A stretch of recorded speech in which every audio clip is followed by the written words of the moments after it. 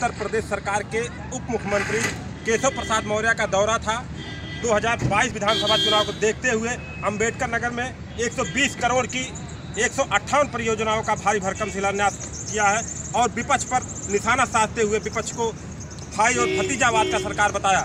इसी क्रम में अम्बेडकर नगर में जो सबसे ज़्यादा महत्वपूर्ण चीज़ की घोषणा हुई है वो कटहरी बाजार में अयोध्या से बसखारी तक 4 लेन जो बन रही है, उसके सिलसिले में यहाँ कटहरी वासियों को आज मुख्यमंत्री जी ने जो है उप मुख्यमंत्री जी ने सौगात दिया है बाईपास के लिए, जिससे यहाँ के कार्यकर्ता और निवासी काफ़ी खुश नजर आए। पब्लिक लाइव न्यूज़ के लिए अम्बेडकर नगर से रामकुशल मौर्य।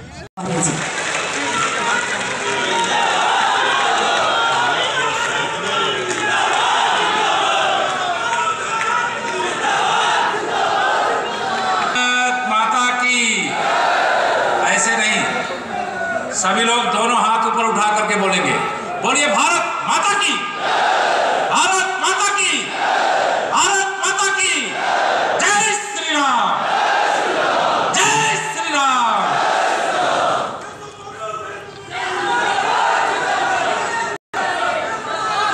आज भारतीय जनता पार्टी की उत्तर प्रदेश में सरकार बनने के बाद विकास की अनेक सौगात लेकर के मुझे आप सबके पास आने का सौभाग्य मिला और इस सौगात की मैं आप सबको बधाई देते हुए मंच पर हमारे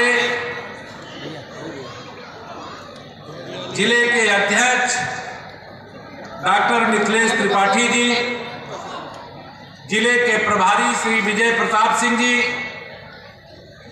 जिले के प्रथम नागरिक के रूप में जिला पंचायत अध्यक्ष श्री श्याम सुंदर वर्मा जी।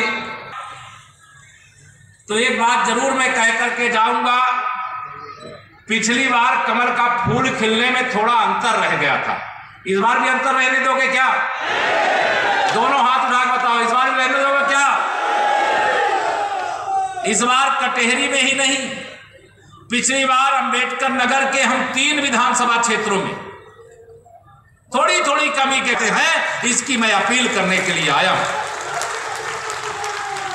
आज जब मैं यहां पर आ रहा था, कुछ यहां पर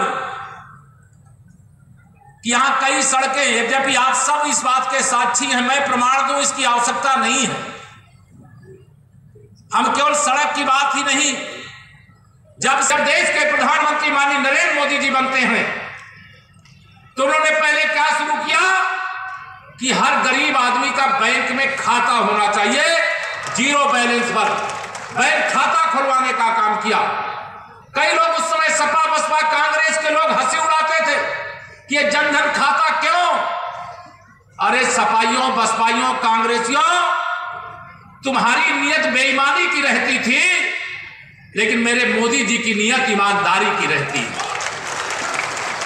इसलिए बैंक के खाते खोले। देश के यशस्वी प्रधानमंत्री माननीय मोदी जी के कुशल नेतृत्व में, उत्तर प्रदेश के मुखिया यशस्वी मुख्यमंत्री जी के कुशल नेतृत्व में और उत्तर प्रदेश के उप मुख्यमंत्री जनप्रिय नेता माननीय केशव प्रसाद कुशल नेतृत्व में आज आप सब लोग देख रहे हैं कि चारों तरफ सड़कों का जाल बिछ रहा है। इसके पहले कहीं कोई सड़क अच्छी नहीं दिखती थी। आज इनके कुशल नेतृत्व में मानवर के चारों तरफ उत्तर प्रदेश में ही, अपने जिले में ही, मैं अपने आलापुर विधानसभा की बताना चाहूंगी कि आजादी के बाद ऐसे कई रोड थे जो कभी